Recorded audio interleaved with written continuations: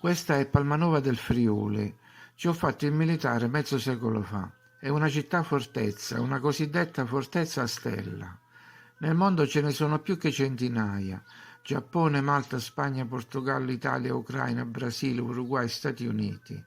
In molti paesi c'erano già prima dell'arrivo degli europei e questo significa che le costruzioni sono probabilmente contemporanee su tutta la Terra e non susseguenti alle varie colonizzazioni. Ma qual era il vero scopo di queste strutture? Lasciando da parte la quantità enorme dei milioni di metri cubi di terra spostati e le modalità stesse di spostamento e sistemazione simmetrica, a volte anche piuttosto complicata, potremmo chiederci: erano davvero utili alla difesa? Se per un castello o una torre appare subito evidente lo scopo difensivo, cioè resistere a un attacco o un assedio barricandosi all'interno, come abbiamo visto in dozzine di film, lo stesso non si può dire per queste strutture. Le punte, per esempio, inoltrandosi nel terreno di nessuno, offrivano agli incursori un punto facilmente aggredibile e quindi di penetrazione verso il centro dell'insediamento. Inoltre, allontanandosi di molto dal centro stesso, si prestavano poco a un impiego veloce di soldati, i quali dovevano raggiungere le estremità del forte da difendere percorrendo un perimetro maggiore a causa delle rientranze fra una punta e l'altra, mentre una forma arrotondata o quadrata o esagonale avrebbe consentito di certo una difesa migliore. E se la cittadina da difendere fosse stata più grande, una cinta muraria sarebbe servita meglio allo scopo. Invece abbiamo la forma a stella. Ci sono anche dei progetti, ma si tratta di disegni fatti prima della costruzione o dopo. A volte vediamo le punte delle stelle prolungate direttamente nell'acqua, ma con un disegno uguale alle parti sulla terraferma. È chiaro che in acqua sarebbe stato preferibile un perimetro lineare, senza appigli, come in questa fortezza di Livorno.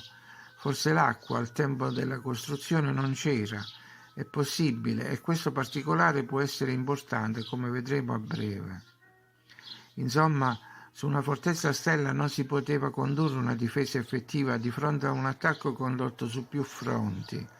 I terrapieni bassi non offrivano riparo al fuoco radente delle spingarde o dei cannoni e rendevano persino inutili le catapulte, poiché le altezze da superare non erano significative. Inutile lanciare proiettili così in alto dinanzi a mura così basse. Allora le ipotesi avanzate per la presenza di queste strutture rimangono due.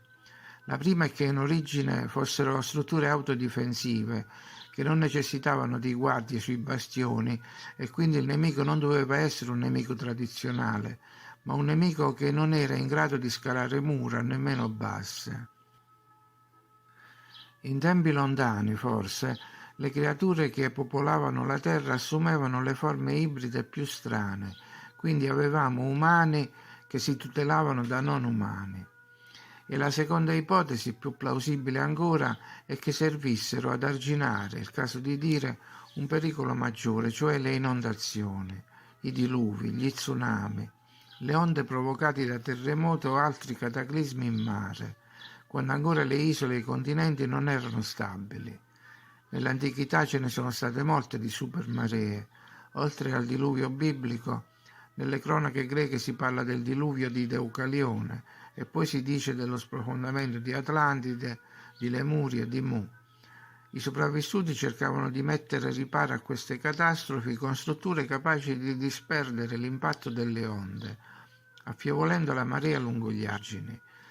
La forma a stella consentiva di smorzare il colpo violento, frammentando la massa d'acqua. L'energia dell'urto si disperdeva sui vari terrapieni prima dell'arrivo al nucleo centrale dell'insediamento. E questo spiegherebbe meglio anche la particolare conformazione a fiore delle strutture.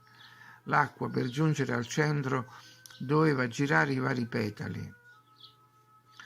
Anzi, c'è della filosofia in queste costruzioni, l'eterno principio dello yin e yang, opposizione senza opposizione.